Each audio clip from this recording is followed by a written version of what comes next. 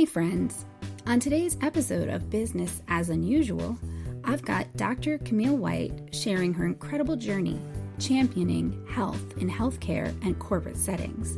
You won't want to miss her insights on resilience, self-care, and holistic success. Let's dive in.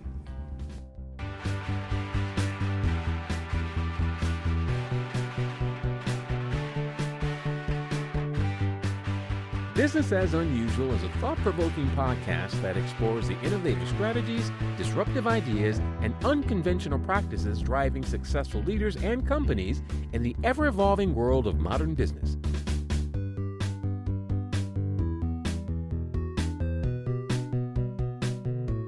Subscribe, comment, and share for weekly inspiration with our host, Aicila. Welcome to Business as Unusual. I'm here today with Dr. Camille White. Welcome to the show. Thank you. Thank you for having me. I really appreciate you taking the time to join me today. This is going to be I hope you all stick around for the whole episode, because I think it's going to be a very powerful opportunity to learn some important things about how to show up in your life. Before we dive into the sort of heart of what we're going to talk about, can you introduce yourself and what you do in a broader spectrum to folks? Sure. So I'm Dr. Camille White. I'm the CEO of Inspire to Evolve Executive Coaching Services. I inspire, challenge, motivate people to navigate their careers, their personal lives, to have less stress and better health outcomes. So more than coaching, it is personal development as well as professional development. A little bit about my background. I'm a physician by training. So I was a physician, and then I pivoted into the government space and then into big tech. Using the knowledge that I had gained being a clinician, I applied it to health information technology. I also worked for the National Institutes of Health for their All of Us research program in precision medicine, setting up a 1 million person genomic research database. And did a lot of work with the Defense Health Agency and the veterans, helping them share electronic medical records. And then with Salesforce, did a lot of billion-dollar contracts. So that's me, simply. We're going to talk about mental health and well-being for healthcare professionals and I think people in general. And I just want to position that in terms of with your executive coaching. Is that something you work with your clients in terms of crafting that hour, the hour of power, as you call it, or is that a separate offering that you have? Right. So that's part of it. Working in the clinical environment, I saw a lot of patients come in sick, different illnesses as a result of stress related from work. So there's that clinical environment. And then at a point, I suffered too. I had fibromyalgia, chronic fatigue. And I had to learn techniques to get myself better. At that time, when I was diagnosed, there were no medications available. Lyrica wasn't there. And for the broader context in healthcare, I know in 2022, the American Medical Association, their statistic was 53% of physicians experience either a physical burnout or mental break. So it was 53% in 2022. In 2023, it was down to like 48%, but still the numbers are huge. So we were burning out. That's really high. Down. Yeah, we were burning out and breaking down. We were no good for ourselves.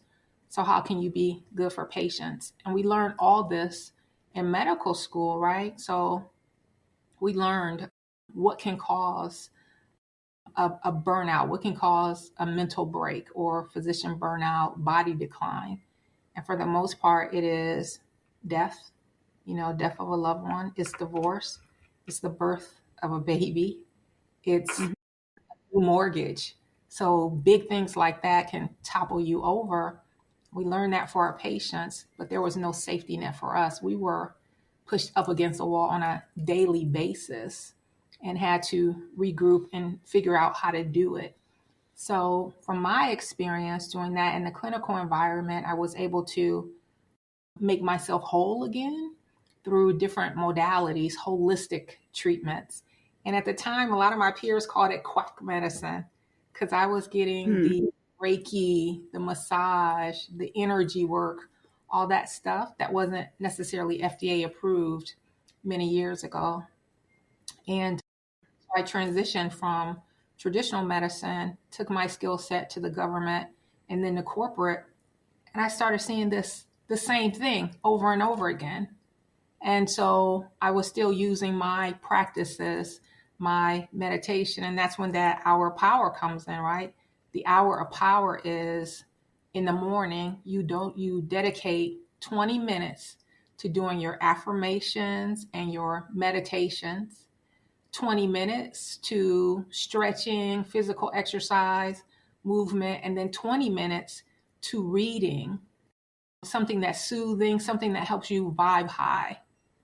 And because you've taken this time, this intentional time to settle yourself, you can determine how your day is going to be from how you react to it. So that's the hour of power. Now for Inspire to Evolve Executive Coaching Services, I build that in as part of, okay, yeah, we're talking about your career, but what really is going on? And if you don't have that balance, then you can't structure or craft a career that fits into the lifestyle that you want to have. Right. So you developed this in your days as a physician and for yourself. And now that you have this coaching practice, you have also started to work with your clients on this as a foundational practice. Is that correct? Yes. Okay. Mm-hmm. Are your clients primarily healthcare professionals, or are they from all over the industry? Right. They're healthcare professionals. One client that I had was in banking. Some of them, it just depends. People are really searching for more of a, just like you do business as unusual, right? They're wanting to do it a different way, and they're feeling like there's something missing.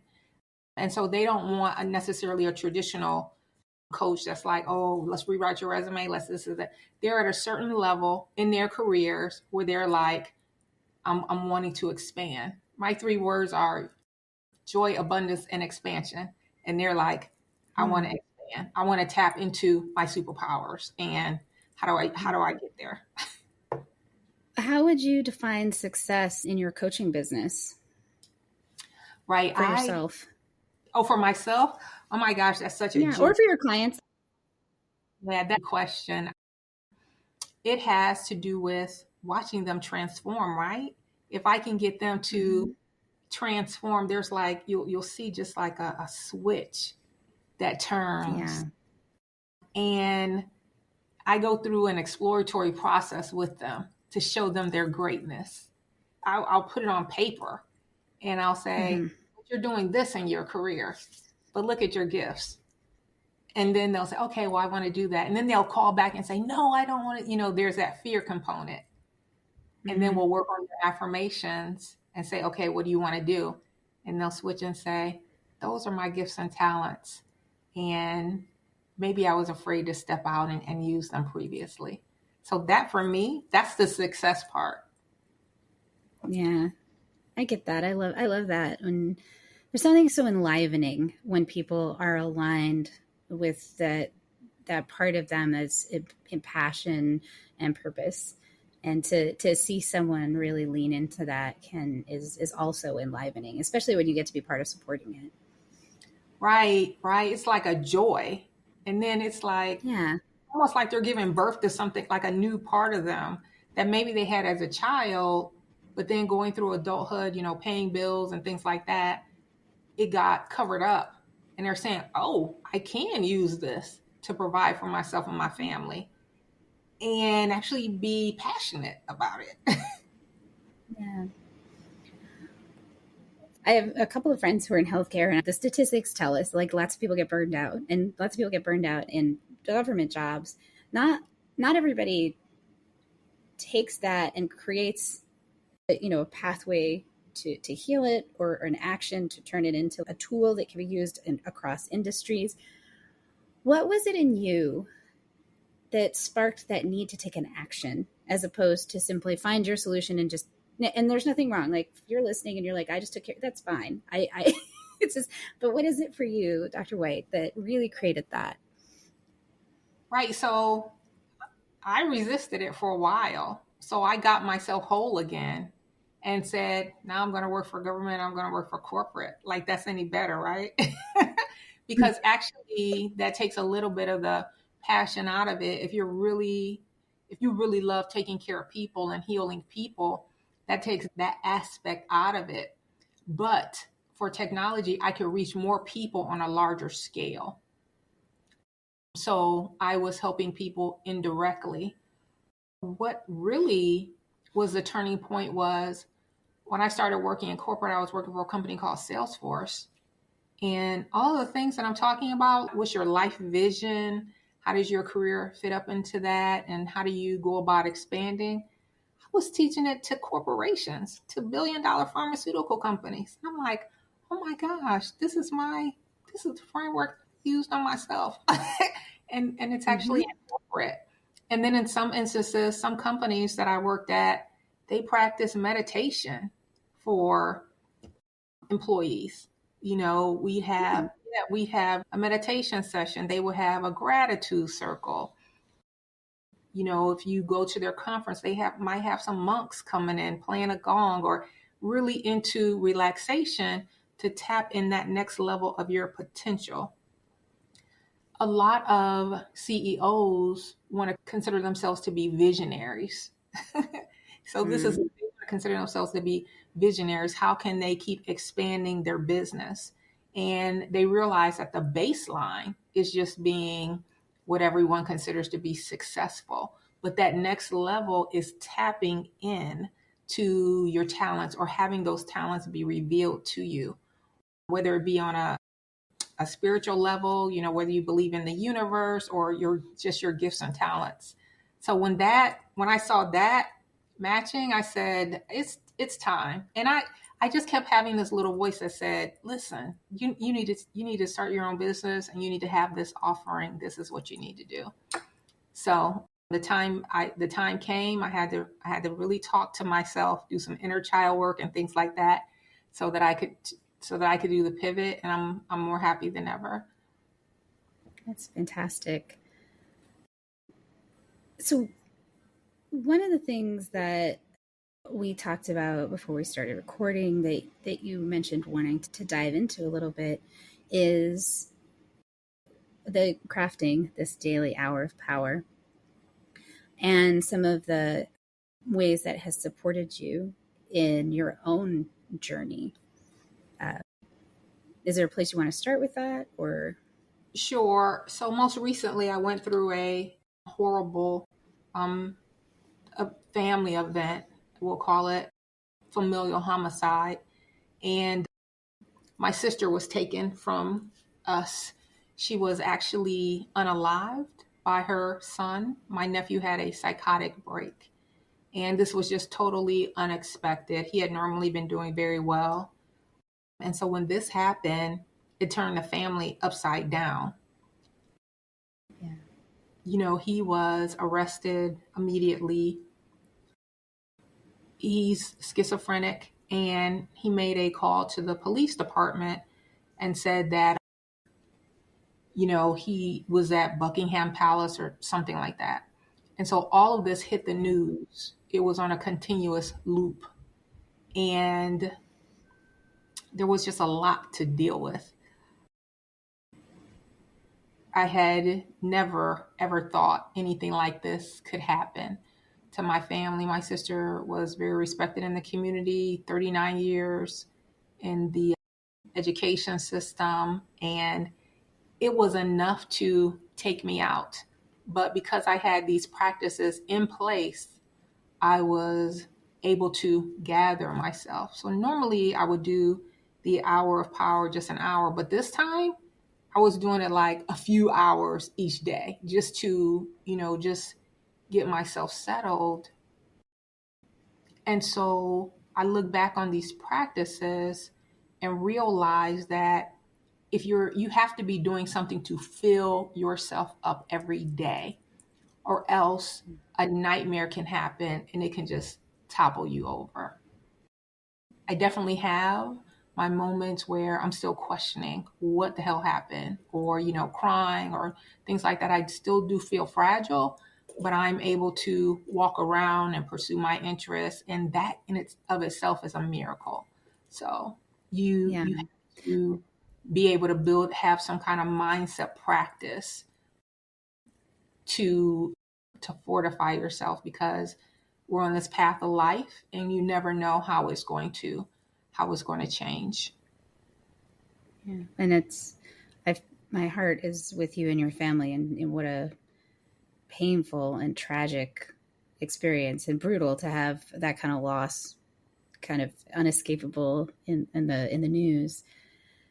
And I also really appreciate your vulnerability in sharing the ways that you worked to be centered in yourself, and being honest that it's not about fixing your feelings. Like, I feel like that's so important for people to understand. There's a concept in a Buddhist practice I used to do that they called spiritual bypassing, which is trying to use spiritual practices to avoid feeling badly, which is not what I'm hearing from you at all. It's about creating a space in yourself to be a full human, which means you both have the feeling of loss, and you have to be present to that, and the feeling of being here in your life, and finding ways to connect to that while going through this grieving and this, perplexity. Like, how did that happen? That's not something that should happen to anyone, let alone we expect it to happen to us. Right. So what I know from medicine is that the body keeps the score, right? And there's a book called this. Mm-hmm. And any type of insult, whether it be mental or physical, that happens to you, your body does absorb it. And so you have to have ways of dealing with it before it breaks you down, before you hit the burnout, before you have, a mental break. And so this hour of power, this meditation, the affirmations, any type of deep breathing exercises that you're doing, nature walks, it allows you to take a break, and it allows some restorative healing. So when you have this in place, when those things happen, it doesn't necessarily topple you over. It's almost like you put these healing stones in your bank. Mm-hmm. When we think about Thanos or the Avengers, or how they call so I've done this meditation, I can call it the bear to support me in any space that I'm in. And we talked about, so the story that I'm telling, it's hard, but I feel like through storytelling you can help someone else. There might be someone else, balled up in a corner thinking, this can't be my life. How can this happen to me? I can't talk about it. But I had a friend, a sorority sister, who I used to have a program called Joy for the Journey. And she came on and she started talking about how her brother unalived her father. And this was 10 or 15 years ago. And, horrific, same type situation. And she said that she didn't realize it, but she was grieving for 10 years because she never acknowledged what happened. She never went through the paces. And because of that, she started shutting her life down bit by bit by bit by bit. She talked about buying a bookshelf and it's just sitting in the house, never putting it together. Not doing some of the things that she normally would have done. So we have to allow ourselves in this space to experience it. It's as hard as it is. And sometimes that means crying or getting therapy. I have younger people in my family, nieces and nephews, and they're from a different generation. First thing they're doing is, I'm getting some therapy. I'm not going back to work right away. I'm taking my time. Mm-hmm. Whereas I'm Generation X, it would have been like, oh, you going back to work Monday? Yeah. Mm-hmm. Sucked it up. And or my mom, she's a baby boomer, and she said she was talking about the smaller kids getting therapy. I think they're 6 and 2, and she's like, do you think they even know what happened? I'm like, oh yeah, there's that energy shift. So we have these resources now that we need to tap into to help ourselves. I'm hoping my story helps someone. Yeah. I mean, I can't imagine that it wouldn't. It's such a beautiful thing that you're offering people to see that vulnerable and difficult journey. And no, I really agree. Like watching the way that we as a collective have become more aware.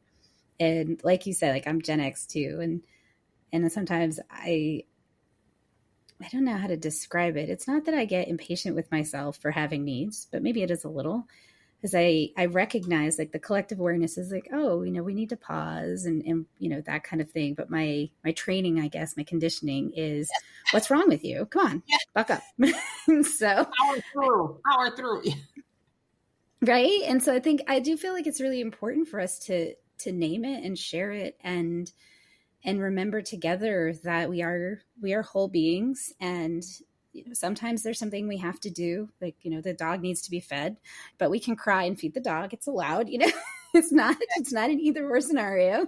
Yes, you're allowed to go through a grieving process, and it actually does help your body. I talked about being diagnosed with fibromyalgia and chronic fatigue, and with the fibromyalgia, there's pain everywhere, and people can barely touch you without you having this pain syndrome.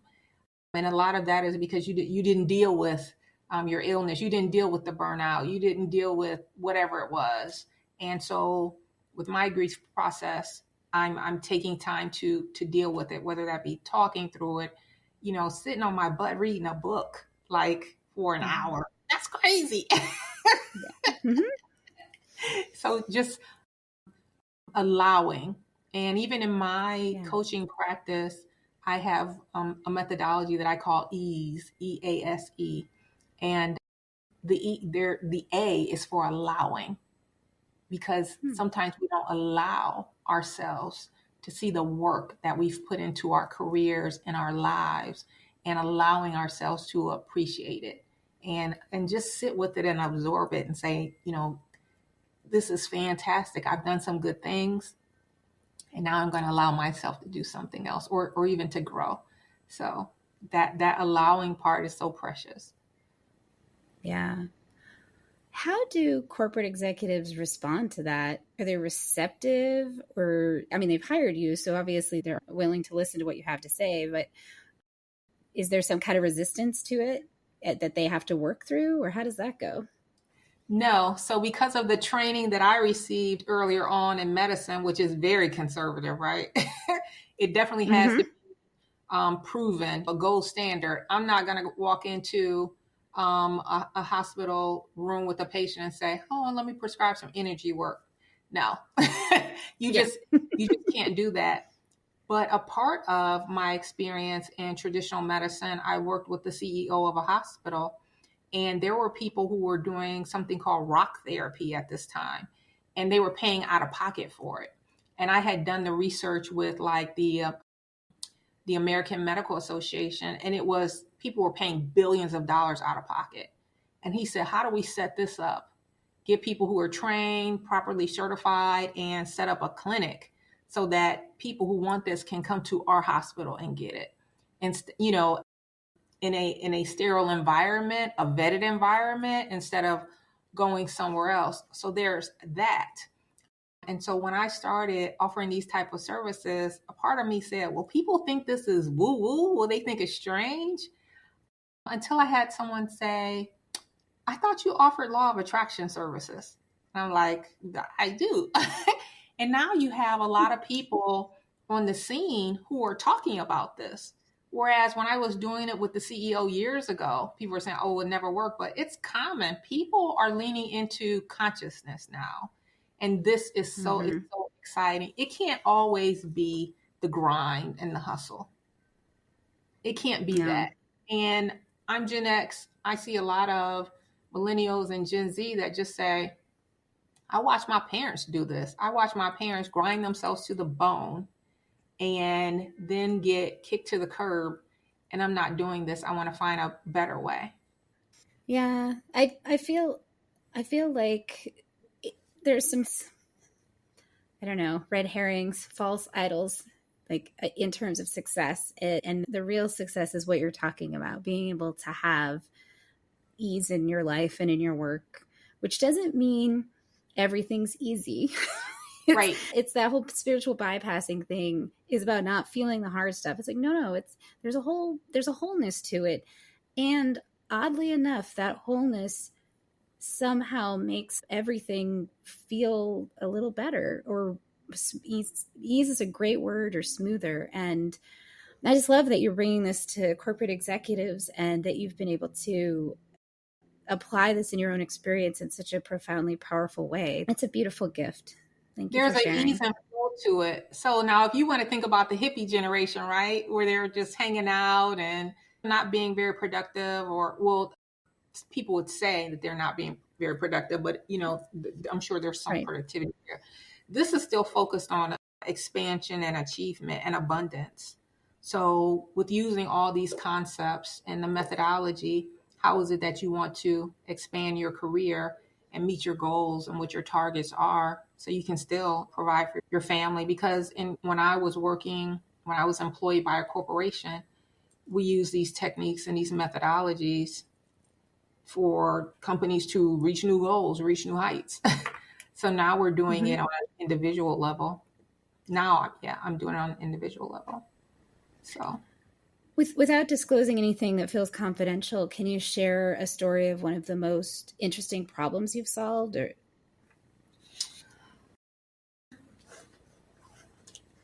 for me, the problem of physician burnout is huge, right? If you understand the payment processes that are in place for physicians, right? When you understand what keeps the doors open, when you understand insurance reimbursements, for the most part, we're in a fee-for-service or volume-based industry, physicians are, where they're tasked with seeing more and more and more and more patients to meet a number. So there's the volume base. And because you're seeing increasing volumes, there's a tendency for burnout because you're seeing so many people in as short amount of time as possible. But if you poured into the physician, gave them more time for breaks, or even rang a bell and said, hey, we're going to do an hour of power, this could fortify them, improve their mindset, and the outcomes are greater. When you feel good about yourself, you have a better outlook, you project that into the world, and you can solidify your craft. So I would say that from my perspective, this package and offering it to physicians, even acknowledging the burnout and what needs to be done, is life-changing. And then when you think about goals, you have different reporting systems with the Centers for Medicare and Medicaid Services, and it hits those targets. When you're talking about the quadruple aim, physician satisfaction, it helps hit that target. So I'm happy to be working on satisfying those goals. That sounds really positive. I mean, we definitely need more physicians. We need them to be healthy. We can't have them. Who would have thought? It's such an important thing. That you're in healthcare and you're like unhealthy. Right? I mean, it's kind of, what is it? The old saying, the cobbler's children have no shoes. We don't always take as good care of our immediate self in the world.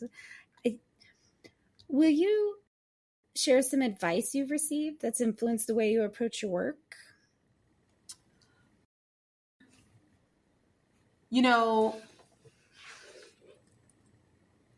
The best advice is to put the oxygen mask on you first. So make sure you're well and taken care of. Make sure you're eating good, nutritious foods. Make sure you're exercising. Make sure you're balanced. But I would also say, trust your intuition. Your intuition is the key. If it doesn't feel right, more than likely it's not right. And then also, I'm coming to an understanding of the pivot, right? So you can go into medicine. This can be your lifetime goal, achievement. You study for 17 years, 18 years, whatever, to get in. And then you get here and you're looking around like, oh my gosh, I'm burnt out. It's not a good fit. And you can be very hard on yourself. Like, why didn't this work out? This was my dream. This was my goal. But did you ever think that perhaps the universe was saving you from something and allowing you to see yourself a different way? Mm-hmm. So what is it that I can do with the knowledge that I've gained and still pour into communities, right? And still pour into collectives as a whole and still have fantastic outcomes, but still be healthy?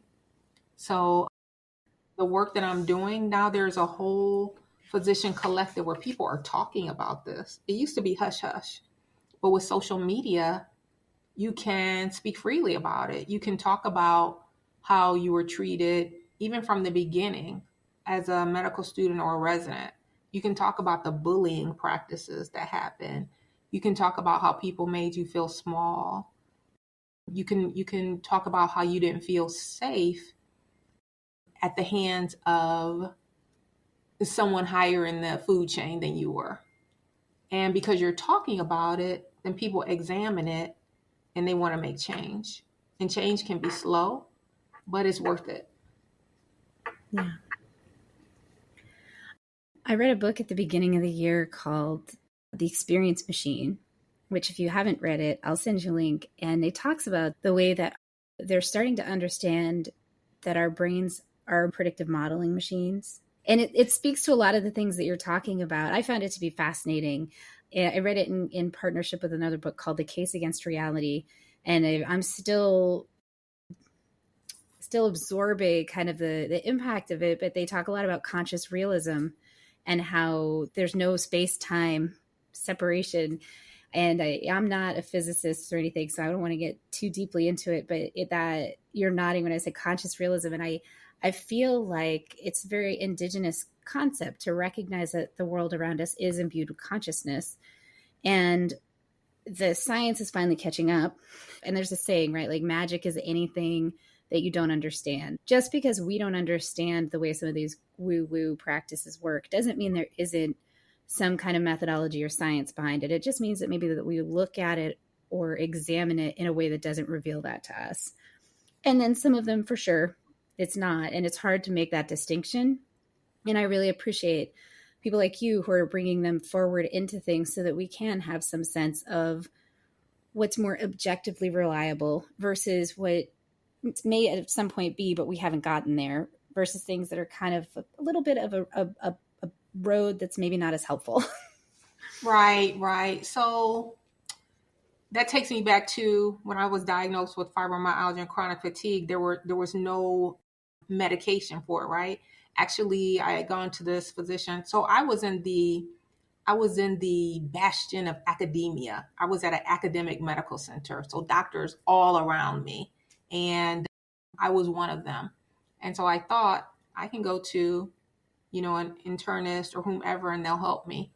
And one after one, they were telling me, maybe it's all in your head. This can't be real. You're not experiencing this. Until I went to a female physician and she pulled out like a worksheet and said, yeah, I just read about this in a book. And this is happening, but there's no cure, and a lot of people still don't believe in it. And I'm like, but I'm experiencing so much pain. So you have to, so with that said, I was kind of forced to go into a segment of medicine that wasn't necessarily widely accepted at the time. And I met a group of physicians who were practicing holistic medicine. Acupuncture was like new. They did it in California, some other states, but not where I was, in the heartland in the Midwest. Eating holistic foods and all that stuff. And people were like, are you sure you're going to do that? They were thinking of it as quackery, and it actually worked. It helped me. It did. So it just depends. Are you pain-free now? Is that, I don't want to make that about that, but is it pain-free? Mm-hmm. I don't have any of those. Congratulations. Yeah, thank you. I don't have any of those symptoms or anything like that. But when you talk about the conscious reality, once you start really digging into the brain, even as a physician, I'm around all the scientific method and the evidence. And I always thought, there's something more. There's something else going on. There's something more. We'd have patients who were given a 3 months to live diagnosis, and they're walking back in there 4 or 5 months. Yeah, I'm good. What? It can be humbling, and also I feel hopeful to realize we don't know as much as we think we do, which means that while we can be confronted by things we can't understand or solve, it also means there are times when possibilities exist that we didn't imagine. And so there's a beautifulness to it, even when it can feel daunting. That is the beauty of it. And that's part of like the life journey, right? The more you're open to growth and receiving and learning, the more you get. But if you say, this is it, then you stay there. Yeah. Yeah, that is really true. That's absolutely my experience, and observationally 100%. You get to where you're willing to go. How they say, when the student is ready, the teacher will appear. Yeah. So for folks that are listening and they want to learn more, follow you, get in touch, what's the best way for them to do that? Oh, I've been hanging out on TikTok lately. So really TikTok, excellent. LinkedIn, but my email address is Dr. Camille, DrCamille at inspiredtoevolve.com. Shoot me a quick email, but other than that, you can always jump in my inboxes on social media. Nice. I'm super going to find you on TikTok. Thank you so much for joining me today. I really appreciate you sharing your story. Is there anything else you want to leave people with before we say goodbye? Going back to, the mind's perception, right? I would say never give up on yourself and always think about a positive outlook, because your thoughts become things. And that's it. Thank you for having me on the show. Thank you so much for making time to talk with me today. I really appreciate it. And thanks everybody for listening. I'll see you next week.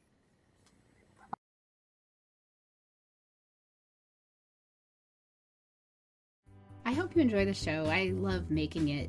If you did enjoy it, consider hopping over to the review portion of the platform you listen on and letting other people know about it. Or share the episode or the entire show with a friend or subscribe to the show. Definitely reach out, get on my newsletter, follow me on social media, and let me know what you like, what you don't like, and what you'd like to see in the future. Well, we love our guests. Appearance on the Business as Unusual podcast or any Bicurean consulting production is for information purposes only and is not to be considered an endorsement of their business practices, or character. Please properly vet anyone you find through this podcast and generally before you do any business with them. Thank you for listening.